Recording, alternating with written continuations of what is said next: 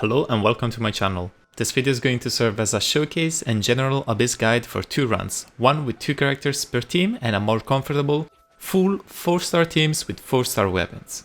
Let's start by saying that the 2 character run was really fun and made me actually learn the enemy attack patterns pretty well, especially the 3 floor with 1 boss each.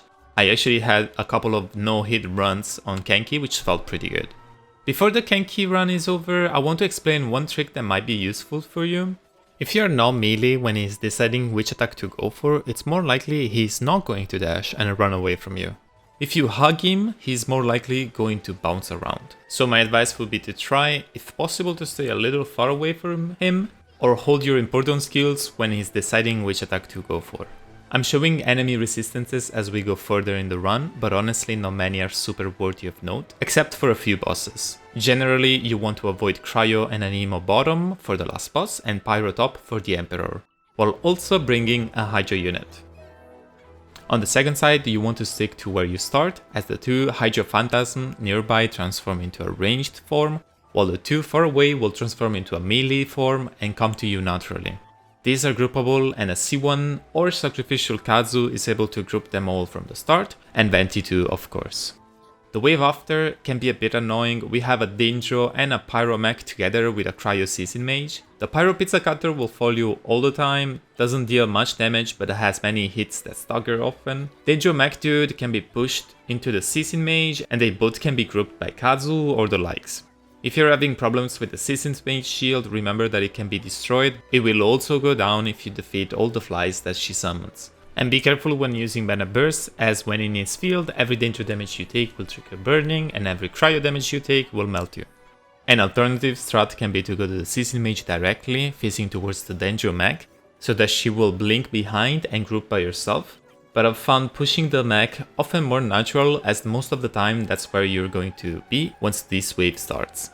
On to Chamber 2, we start with the Emperor of Fire and Iron, an actually really fun boss with some interesting mechanic. The shield is actually on the horns and not on the entire body. Yelon, for example, is actually very bad at dealing with him.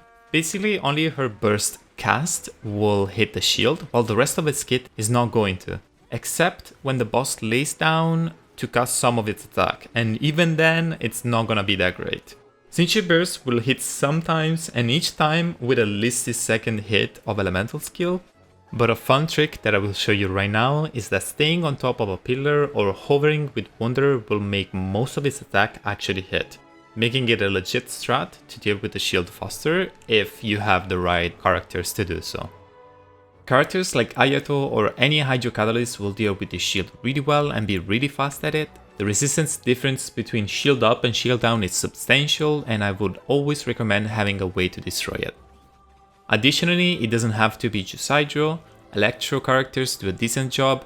Cookie Burst will actually, for example, get rid of a nice chunk of its shield in one cast.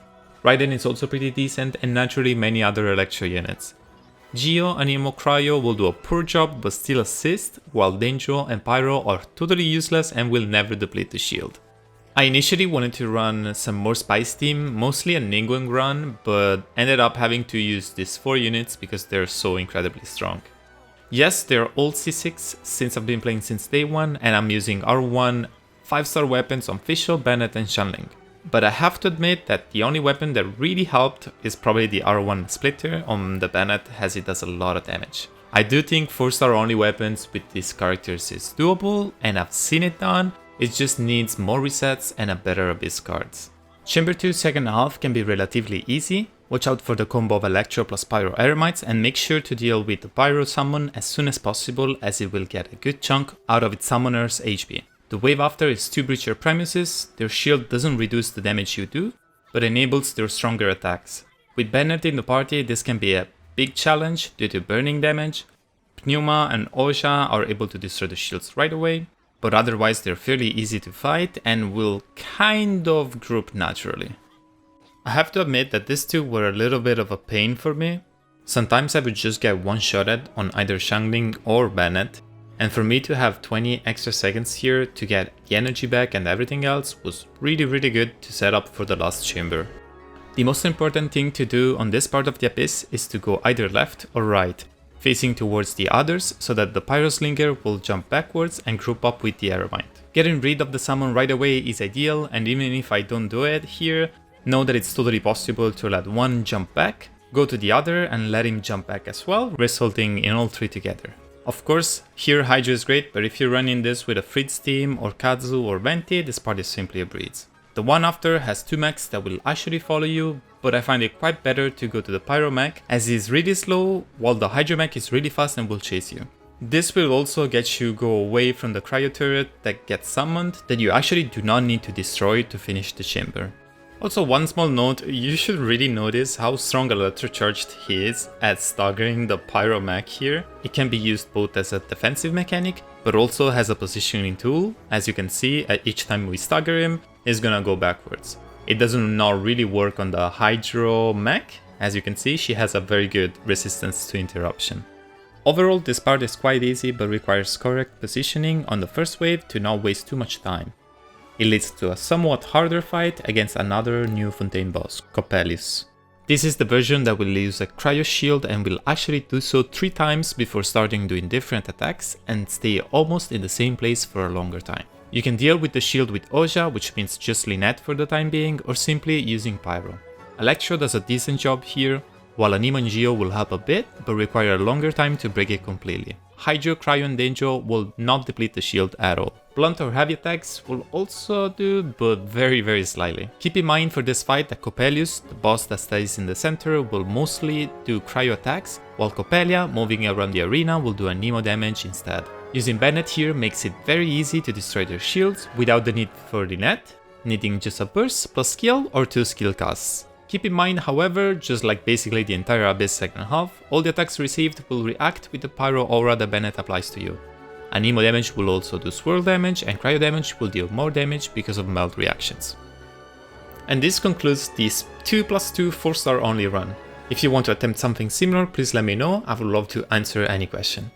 As I said earlier, there was also a run with 4-star units and 4-star weapons, but using full teams. I will not showcase it fully to not make the video too long, but if you're down to try it, these are the characters that I used. I highly recommend Hyperbloom topside for any investment. You can trio for the reaction and have a 4th slot just for security or extra elemental application. Cookie and Raiden are the most used units to trigger Hyperbloom and the best at it. Defensive units can be used, but try to have a high amount of Hydro and Danger to generate enough cores. As you can see, going double Danger with Zinchu makes not only Hyperbloom easy to trigger, but also has a lot of defensive utilities and energy being generated to the Danger units. I actually have an instructor set on my Yao Yao as I don't value the healing as much and prefer the extra damage. For my own reasons, my Cookie is not fully leveled up, but I highly recommend having her at level 90. The second team is a bit weird and could be better, but not being able to bring a Cryo or an Animo DPS, Suckers just relies on swirl damage, can make the team building a little bit awkward if you only want to use 4-star units. The team is very squishy, but it's totally doable. So please use the comment section for any question or suggestion. I'm kind of new to YouTube, but I'm also enjoying it a lot. Thank you so much for watching, and I'll see you in the next video.